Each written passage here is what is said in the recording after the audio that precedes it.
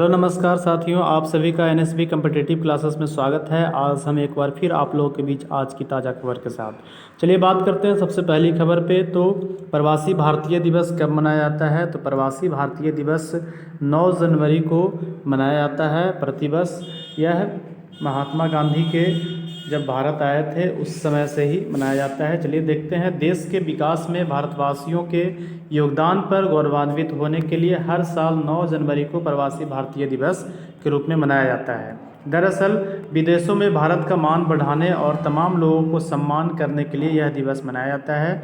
उनकी उपलब्धियों को इस दिन सम्मान दिया जाता है जो उन्होंने पुरस्कृत किया गया था। यह दिवस महात्मा गांधी से भी जुड़ा हुआ है। इस खास दिन का कनेक्शन राष्ट्रपिता महात्मा गांधी से रहा है। 9 जनवरी 1915 को महात्मा गांधी दक्षिण अफ्रीका से स्वदेश वापस आए थे और इसी दिन 9 जनवरी को प्रवासी भारतीय दिवस मनाने के लिए चुना गया। चलिए बात करते हैं पहली बार प्रवासी भारतीय दिवस मनाने का फैसला कैसे कब लिया गया। तो पहली बार प्रवासी भारतीय दिवस मनाने का फैसला एल.एम. सिंघवी की अध्यक्षता में भारत सरकार द्वारा स्थापित भारतीय डायस्पोरा पर उच्च स्तरीय समिति की सिफारिशों के अनुसार पर लिया गया था। यानी कि 8 जनवरी 2002 को भारत के तत्कालीन प्रधानमंत्री अटल बिहारी वाजपेयी ने 9 जनवरी को प्रवासी भारतीय दिवस को व्यापक स्तर पर मनाने की घोषणा की है। प्रवासी भारतीय दिवस मनाने की घोषणा तत्कालीन प्रधानमंत्री अटल बिहारी वाजपेयी ने 2002 में किया। हालांकि इस दिन का इतिहास 1915 से जुड़ा हुआ है। स्वर्गीय लक्ष्मीमत सिंघवी ने पहली बार प्रवासी भारतीय दिवस मनाने की संकल्पना की थी। उनकी अध्यक्षता में भारत सरकार द्वारा स्थापित भारतीय डायस्पोरा पर उच्च समिति की सिफारिशों के लिए इस दिन को मनाने का फैसला लिया। फिर 2003 में पहली बार प्रवासी भारतीय दिवस मनाया गया था। चलिए ये देखिए, आपको दिख रहा है चिराग शेट्टी और सात्विक साईराज रंकी रेड्डी, है ना। प्रतिष्ठित खेल रत्न पुरस्कार से इन लोगों को सम्मानित किया गया है। देखते हैं।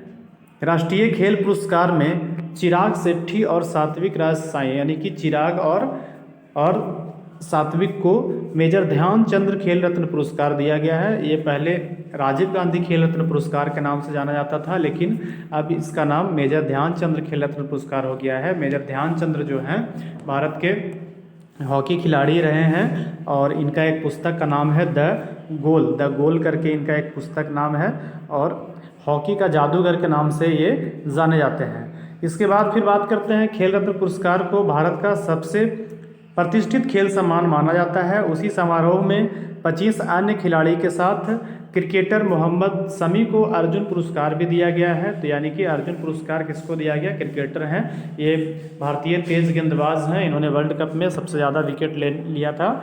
बात करते हैं आगे। पुरस्कार दिल्ली में राष्ट्रपति द्रौपदी मुर्मू द्वारा प्रदान किए गए हैं। शटलर के रूप में चिराग शेट्टी और सात्विक साईराज रंकी रेड्डी को भारतीय खेलों में उत्कृष्ट योगदान के लिए माना जाता है। आगे बात करते हैं।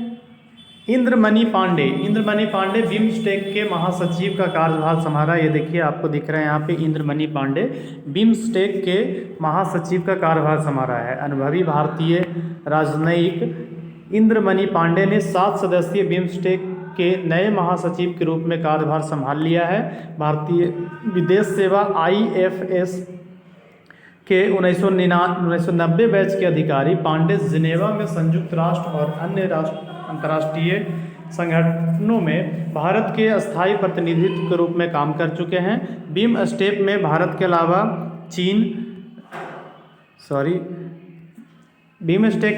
के अलावा श्रीलंका, बांग्लादेश, म्यांमार, थाईलैंड, नेपाल और भूटान है। यहाँ से भी आप देख सकते हैं BIMSTEC लिखा हुआ है, तो इससे भी आप समझ सकते हैं कि थाईलैंड हो गया, नेपाल हो गया, म्यांमार हो गया, है ना। तो पांडे ने ढाका में बिम्स्टेक के सचिवालय में इसके चौथे महासचिव के रूप में कार्यभार संभाला है। आगे बात करते हैं। जो दिख रहे हैं सड़क एवं परिवहन राज्य मंत्री आपका नितिन गडकरी हैं, केंद्रीय मंत्री हैं ये। 12 सदस्यीय राजमार्ग परियोजना का उद्घाटन और शिलान्यास किया गया है। तो केंद्रीय सड़क एवं परिवहन राजमार्ग मंत्री श्री नितिन गडकरी ने केरल में कुल 12 राष्ट्रीय राजमार्ग परियोजना का उद्घाटन किया और शिलान्यास किया। इस परियोजना की कुल लंबाई 105 किलोमीटर है। इस बुनियादी ढांचा पहलों की अनुमानित लागत 1464 करोड़ रुपया है। उद्घाटन समारोह में केंद्रीय राज्य मंत्री श्री वी मुरलीधरन, केरल के पीडब्ल्यूडी मंत्री श्री पी.ए.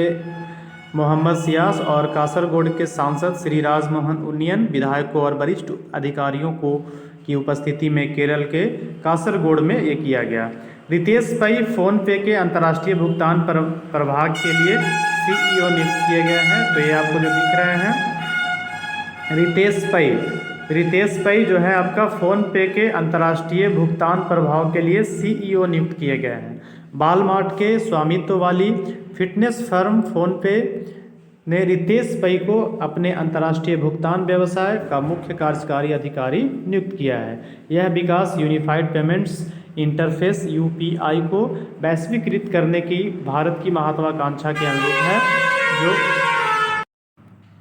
जो जापान, सिंगापुर, संयुक्त अरब अमीरात, फ्रांस, यूनाइटेड किंगडम जैसे देशों की रुचि को आकर्षित करता है। आगे बात करते हैं डिजिटल भुगतान क्षेत्र में एक सिद्ध ट्रैक रिकॉर्ड के साथ रितेश पै अपनी नई भूमिका में समृद्ध अनुभव लेकर के आए हैं। आगे बात करते हैं भूपेंद्र यादव, मोदी एनर्जाइजिंग ए ग्रीन फ्यूचर नामक पुस्तक लॉन्च किया गया है।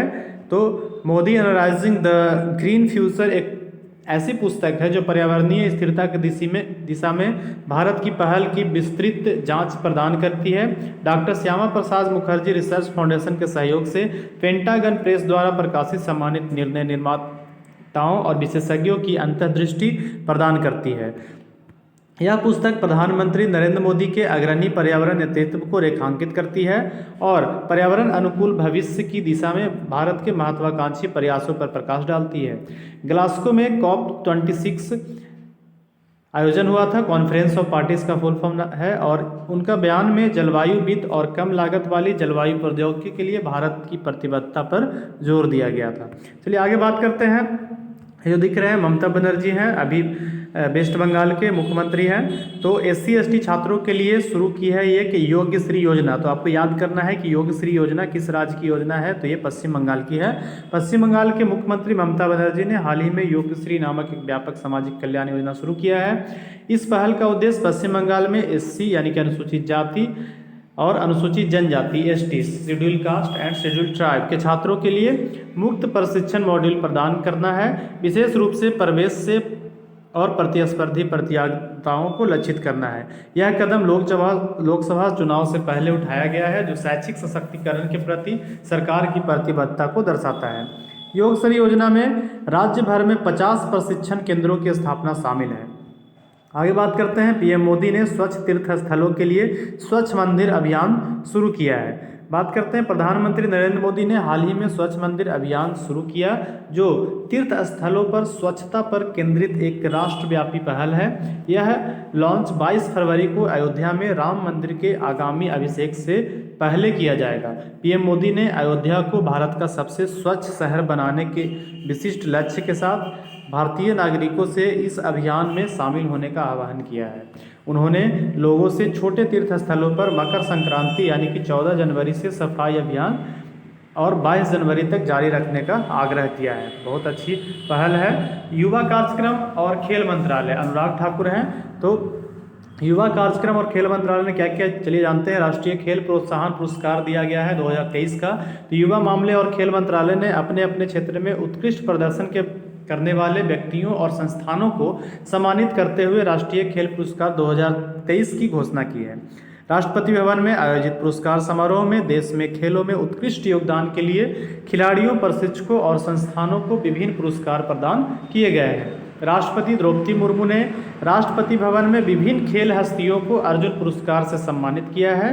भारत में दूसरा सबसे बड़ा एथलीट सम्मान अर्जुन पुरस्कार पिछले 4 वर्षों में अच्छे प्रदर्शन के साथ नेतृत्व, खेल कौशल और अनुशासन प्रदर्शन के लिए दिया जाता है। राष्ट्रीय खेल और साहसिक पुरस्कार 2023 के लिए विभिन्न खेलों में कई एथलीटों का चयन किया गया, जिनमें विश्व कप स्टार मोहम्मद शमी, एशियाई खेलों के नायक ओजस परवीन, देव ताले, निशानेबाजी ऐश्वर्य प्रताप सिंह तोमर और पारुल चौधरी भी शामिल हैं। तो आपको याद रखना है मोहम्मद शमी के साथ साथ आपका एशियाई खेलों के नायक ओजस परवीन, उसके बाद निशानेबाज हैं ऐश्वर्या प्रताप सिंह और उसके बाद पारुल चौधरी।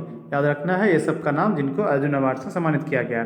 खेल मंत्रालय ने दिसंबर में वार्षिक खेल पुरस्कारों के लिए नामांकित व्यक्तियों की घोषणा की, जिसमें बैडमिंटन खिलाड़ी आपका सात्विक साईराज संकीर रेड्डी और चिराग रेड्डी को प्रतिष्ठित खेल रत्न सम्मान दिया गया, यानी कि अभी बताया आपको, इनको मेजर ध्यानचंद्र खेल रत्न पुरस्कार दिया गया है। आगे बात करते हैं, केरल की महिला गिनीज रिकॉर्ड यानी कि 100 से ज़्यादा भाषाओं में गाना बनाया है, तो इनको गिनीज रिकॉर्ड में शामिल किया गया है। तो केरल की एक महिला ने 24 नवंबर 2023 को दुबई संयुक्त अरब अमीरात में कॉन्सर्ट फॉर क्लाइमेट के दौरान आश्चर्यजनक 140 भाषाओं में अपने सिंगिंग टैलेंट का प्रदर्शन करके गिनीज वर्ल्ड रिकॉर्ड बनाया है। इंस्टाग्राम पर शेयर किया सुचेता सतीश का अद्भुत परफॉर्मेंस अपनी विविधता और संगीत उत्कृष्टता से श्रोताओं को मंत्रमुग्ध कर रहा है। 16 वर्षीय प्रतिभावान सुचेता सतीश ने कॉन्सर्ट फॉर क्लाइमेट के दौरान दुबई में भारतीय वाणिज्य दूतावास सभागार में दर्शकों को मंत्रमुग्ध कर दिया गाना गा करके। आर्टिफिशियल इंटेलिजेंस डायग्राम दिखा रहा है आपको। माइक्रोसॉफ्ट का AI ओडिसी 1 लाख भारतीय डेवलपर्स को कौशल प्रदान करेगा। माइक्रोसॉफ्ट इंडिया ने AI ओडिसी पहल का अनावरण किया है, जिसका लक्ष्य है नवीनतम AI प्रौद्योगिकी में 1 लाख भारतीय डेवलपर्स को प्रशिक्षित करना है। नवाचार के भविष्य के रूप में AI पर जोर देते हुए माइक्रोसॉफ्ट तकनीकी प्रतिभा में भारत के नेतृत्व को रेखांकित करता है। कार्यक्रम का उद्देश्य डेवलपर्स को व्यावसायिक लक्ष्यों के अनुरूप AI परियोजना को क्रियान्वित करने के लिए आवश्यक कौशल से लैस करना है। आगे बात करते हैं, 2024 का पहला चक्रवात आया आपका अल्वारो। इसका नाम क्या है आपका? अल्वारो। ये देखिए फोटो में आपको दिख रहा है, अल्वारो नाम है, जो मेडागास्कर से टकराया है। मेडागास्कर को थोड़ा सा मेडागास्कर आप लोग के बीच में रखते हैं, कहाँ पे कैसे है आपका, चलिए इसी में बता देते हैं। तो मेडागास्कर आपका जैसे कि ये है आपका, ये है आपका अफ्रीका कॉन्टिनेंट, ये है आपका अफ्रीका कॉन्टिनेंट है। अफ्रीका कॉन्टिनेंट के आपका दक्षिण में, आपका दक्षिण पूर्व में आपको ये दिखेगा, यहाँ पे एक छोटा सा देश है जिसका नाम है क्या? मेडागास्कर। तो ये जो तूफान आया अल्वारो, ये आपका मेडागास्कर से टकराया है। आगे बात करते हैं, उष्णकटिबंधीय चक्रवात अल्वारो ने 1 जनवरी 2024 को मोरम्बे मेडागास्कर पर हमला किया है, जिससे संपत्ति को व्यापक नुकसान हुआ और 4500 से अधिक लोग प्रभावित भी हुए हैं।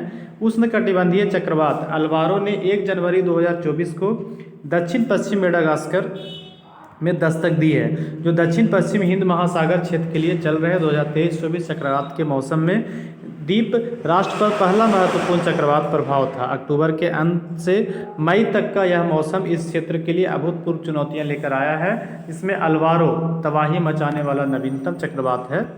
बात करते हैं आगे, अमेरिका ऐतिहासिक चंद्र मिशन में चंद्रमा के लिए पेरेग्रीन 1 लैंडर लॉन्च किया है। तो ऐतिहासिक चंद्र मिशन इसका अमेरिका का भी है, चंद्रयान 3 अभी इंडिया का भी गया था जो सक्सेसफुल रहा था।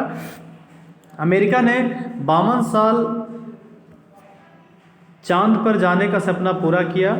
अमेरिका दुनिया के पहले प्राइवेट मून मिशन के तहत पेरेग्रीन लैंडर 1 का सफलतापूर्वक प्रक्षेपण करने वाला देश बना। एस्ट्राबोटिक नामक कंपनी ने इस मिशन को विकसित किया है और इस मिशन को भारतवंशी वैज्ञानिक लीड कर रहे हैं।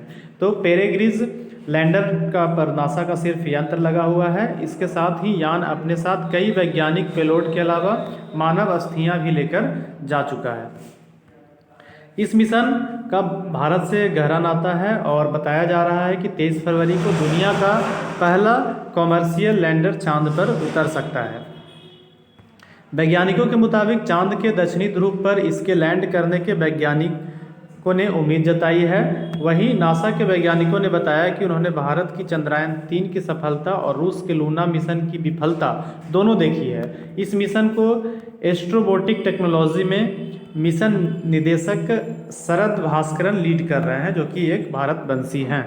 सरकार रिवर क्रूज टूरिज्म और ग्रीन वेसल्स ने 60,000 करोड़ रुपए का निवेश करेगी। तो सरकार 2047 तक नदी क्रूज पर्यावरण एवं हरित जहाज़ों के विकास के लिए 60,000 करोड़ रुपए का निवेश करेगी।